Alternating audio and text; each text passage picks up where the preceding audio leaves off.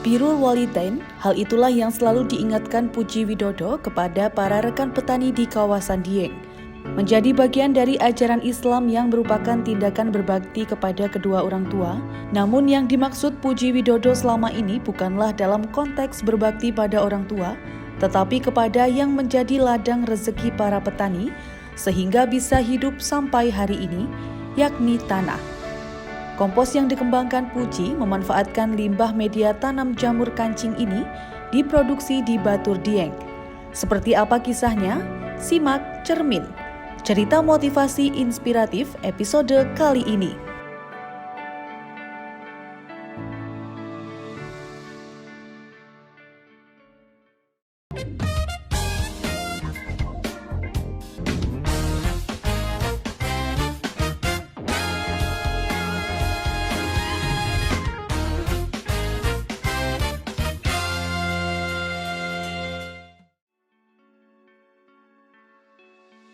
Dari awal memang saya berusaha memasarkan dari pupuk yang paling awal seperti ini untuk petani. Cuman karena kemajuan tenaga kerja semakin berkurang, terus petani itu maunya yang simpel. Jadi yang simpel yang kayak murah, simpel, nggak memakan biaya tenaga banyak lah. Disitulah ini nggak laku di sini, Mbak. Petaninya nggak mau, dicoba pun disuruh coba aja nggak mau, diberi nggak mau. Akhirnya saya punya inspirasi bahwa ini bahan baku kalau dibuat organik sangat bagus. Akhirnya setelah tak proses saya belajar. Nah, ketemulah ritme, ini jadi. Nah, pertama saya buat organik saya pesanan dari Dinas Pertanian Wonosobo itu tahun 2012. Pertama saya dikasih proyek sekitar 60 ton. 60 ton itu nggak ada alat. Saya pakai ayak, pakai apa. Masih manual sekali. Manual semua. Nah, setelah belajar, nah ketemu mesin chopper, mesin apalah. Di situ langsung dari dinas saya dapat 1 tahun 2013 itu kira-kira masuk Dinas Wonosobo itu sekitar hampir 1000 ton. Dari situlah saya langsung mulai ke pembibitan. Kayak cabai di Wonosobo kan banyak itu yang besar-besar, pakai itu. Biasanya pakai pupuk yang lain, diuji coba pakai pupuk ini ternyata hasilnya sangat memuaskan. Terus jadi langganan. Terus lagi saya ke petani. Nah, saya berjuang di daerah Kalikajar, Kembaran. Nah, itu pertama orang tak suruh coba aja nggak mau, Mbak. Nah, saya ketemu Pak Muh namanya, tak coba mulus, nggak pakai pupuk yang lain, cuma pakai itu solonan, dia tunggal pakai itu. Ternyata dari hasil pertama pakai itu langsung hasilnya memuaskan, langsung lagi bel. Nah, disitulah dia mau, saya tak ikut jadi agen reseller. Nama saya Bapak Muhgiran, alamat Dusun Pangempon, Nglamuk, Kalikajar. Kulo nanem cabai menggunakan pupuk kompos organik awet 2018. Saya awalnya coba-coba dulu itu, kemarin itu saya ngagem buat bibit itu kan saya coba-coba dulu. Sekarang sudah lebih bagus, saya sekarang sudah pesanan-pesanan itu sudah banyak sekali. Pesanan bibit. Kalau dulu saya pakai CM itu malah nggak panen lah, bisa nggak panen. Tapi saya coba-coba pakai pupuk organik ini malah lebih mengagetkan lah istilahnya. Wah, banyak bedanya, itu bisa menghilangkan hama-hama di tanah lah pokoknya. Kalau dulu pakai CM hamanya itu lebih banyak, tapi sekarang saya pakai kompos organik, hamanya itu malah nggak ada hamanya lah pokoknya. Modalnya itu ya malah lebih dikit ngagem organik ini daripada CM, daripada lain-lainnya itu lebih sedikit ini. Pupuk ini saya distorkan ya orang petani-petani itu kelurahan Lamuk itu sampai ke kelurahan Tegalombo, kelurahan Kembaran, ya udah banyak lah, Bobowongso, ya udah rata-rata udah pakai pupuk organik ini.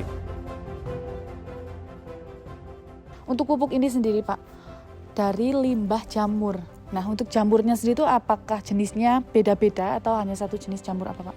Kalau di sini memang jamurnya jenis kancing. Kalau bahasa kita itu kancing. Kalau bahasa Inggris Camignon, artinya bentuknya seperti kancing lah. Itu memang dulu ini terbesar di dunia ini, terbagus di jamur di sini. Karena situasi kondisi, nah sekarang jadi kecil. Cuman memang jarang orang yang tahu kalau sini masih produksi.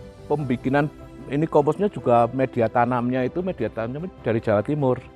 Dan dari Jawa Timur itu ke sini itu udah harus SOP-nya tuh harus pakai suhu derajat itu paling enggak 17 derajat, 16 derajat. Pakai AC. Itu dari Jawa Timur sampai ke sini harus pakai AC. Nah, keluar mobil nanti masuk ke penanaman.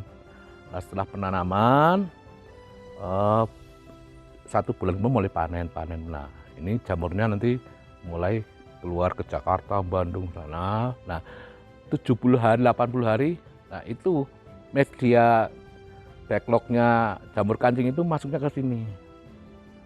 Nah, setelah ke sini kita atur, kita fermentasi, mungkin dalam jangka 3-4, kadang sampai 6 bulan baru kita mainkan chopper lah. Setelah lembut nanti dikasih mikroba lagi, terus repacking baru kita kirim ke petani. Kalau untuk alasannya Pak, kenapa sih petani di sini, petani lokal itu enggan untuk menggunakan pupuk organik? Sebenarnya gini Mbak, 90% petani Indonesia itu mindsetnya sama. Artinya dia yang mau praktis dan cepat menghasilkan. Putarannya itu cepat. Nah, ketika ke organik itu dia punya mindset itu pelan, mahal. Nah, memang kalau daerah sini memang saya tak tinggal dulu. Saya dari 2010 itu larinya mungkin bisa kirim ke Bogor, ke Semarang, Jawa Tengah, misalkan Cilacap, Brebes, Purwokerto, Banjar, Wonosobo, sampai Kendal, Jepara itu udah masuk lah. Dari situ saya belajar Mbak.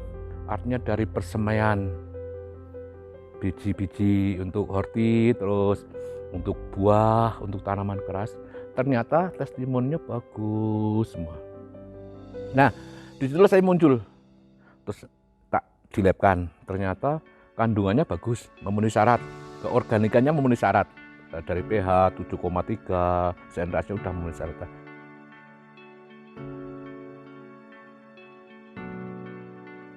Itikat saya ini gini, jadi saya nggak jual ini tanaman kamu cepat, itu enggak.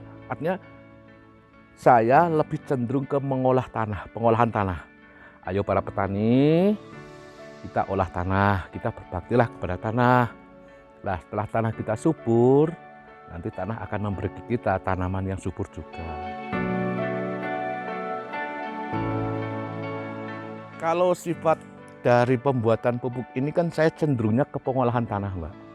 Artinya setelah tanah itu diolah dengan pupuk ini, ditanami apapun dari tanah yang subur, itu akan menghasilkan tanaman apapun tetap subur. Dan di samping itu saya sudah mencoba testimoni dari tanaman A sampai B, ternyata bagus semua ketika tanah itu memang disuburkan dulu gitu. Gimana cara meyakinkan bahwa istilahnya kalau semakin ini kondisi tanah bagus, otomatis nanti hasilnya juga bagus, untuk jangka panjang juga bagus? Ya ini yang saya takutkan kayak gini Mbak, artinya petani sekarang seperti saya aja kalau masih tani itu kan generasi kedua Mbak. Generasi pertama mungkin bapak nenek kita itu dia masih diuntungkan oleh alam yang subur. Jadi tanam bagus. Ketika ke periode kedua sekarang ini, itu unsur hara udah habis. Jadi yang kedua itu berpikir bagaimana subur. Nah, tapi pemakaian itu enggak pakai aturan yang berlaku gitu loh. Maksudnya pakai pupuk yang enggak sehat. pakai kimia yang berlebihan, apa nggak pakai aturan gitu kadang. Terus lihatnya apa ya, mantepan gitu loh, mantepan. Nah disitulah mulai. Jadi generasi kedua ini generasi perusak. Generasi perusak lah. Kalau ini dibiarkan, nah ini anak kita mau gimana? Gitu. Nah itulah makanya kalau nggak dibangun generasi dari sekarang ke depannya ya udah. Artinya ketika petani udah males dengan matun ibaratnya ya, itu biasanya pakai semprot untuk membunuh rumput. Nah ketika disemprot pembunuh rumput itu kan rumputnya mati sampai akar-akarnya, terus tanahnya juga gersang. Nah petani sebenarnya sudah merasakan itu, Mbak. Petani sudah merasakan bahwa kalau pakai obat rumput itu efeknya di tanah itu luar biasa, membunuh semua mikroorganisme yang ada dalam tanah. Apalagi kalau di ibaratnya sini lambengan lah, itu longsornya cepat karena ini nggak ada pengikatnya, akarnya udah pada mati, jadi longsor. Itu mungkin pengaruhnya di situ.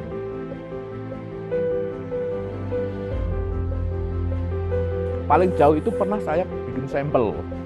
Sampel ini ada teman di Taiwan, Mbak. Jadi sampel ini dikirim ke Taiwan. Nah, ke Taiwan karena tradisi Taiwan itu agamanya kan beda dengan kita kepercayaannya. Jadi membutuhkan media bunga. Nah, bunga itu kan membutuhkan media tanam.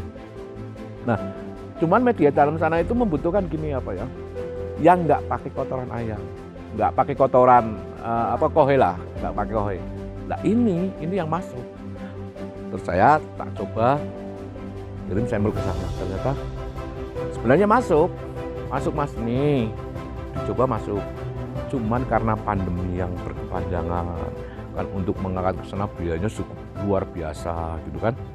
Akhirnya udah saya berpikir sekarang ketika petani setempat udah mulai pakai, saya ya lingkungan dulu yang tak garap.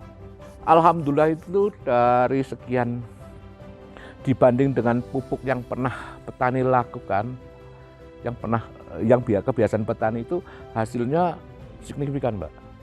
Dari awal pertumbuhan terus sampai panen, sampai melebihi kapasitas yang biasa petani lakukan di sini. Itu satu. Kedua, di pengobatan kimia juga sangat turun.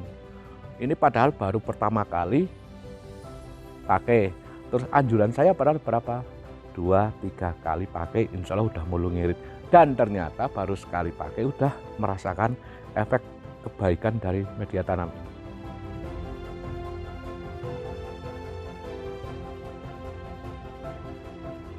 Awalnya saya kan petani, Mbak. Jadi suka dukanya petani itu, wah ya kayak gitulah. Kadang harus modal, tenaga, pikiran, waktu. Nah, ketika berjalan itu kan prosesnya panjang, Mbak. Sampai hasil panen keluar, ibaratnya masuk enggak ini, outputnya masuk apa enggak. Terus lah faktor kegagalan. Ini cuaca, obatnya harus gini. Wah itu disitulah saya berpikir, jangan seperti saya, jadilah petani yang cerdas, biar petani itu kaya, biar petani itu bisa mengatur harga di pasar, nggak kita yang diatur oleh pasar, tapi petani itu bisa mengatur pasar itu gimana gitu loh. Artinya kalau kita ke organik, kita penanaman organik, kita bisa mengatur pasar kok. Sekarang kita bisa lihat padi organik harganya berapa, padahal biayanya sangat kecil, dengan hasil lebih bagus, lebih mahal. Satu itu Mbak, jadi ini gaya hidup juga ya. Seperti orang-orang nyun sewu, orang ibu kota metropolis orang mau beli sayur itu nggak mikir harga. Organik misalkan 50.000, yang biasa yang pakai kimia misalkan 20.000, pasti pilih yang 50.000, Mbak. Karena apa? Dengan makan yang 50.000 dia sehat. Tapi dengan murah berkelanjutan akan terjadi penyakit ini itu. Itulah yang dipikirkan mereka. Jadi gaya hidup itu sekarang udah mempengaruhi. Maksudnya ini beras organik, sayur organik. Itu udah lumayan jalan. kalau di metropolis gitu. Sudah 10 tahun ini tidak mudah bagi Puji untuk mengubah pola pikir petani agar beralih ke pupuk organik. Mengingat kondisi tanah di kawasan Dieng sudah parah karena jenuh dengan pupuk kimia yang berlebihan. Penjualan pupuk kompos dalam setahun terakhir tercatat hingga 20 ton lebih per bulannya. Nantikan episode selanjutnya hanya di Cermin. Cerita motivasi inspiratif episode berikutnya.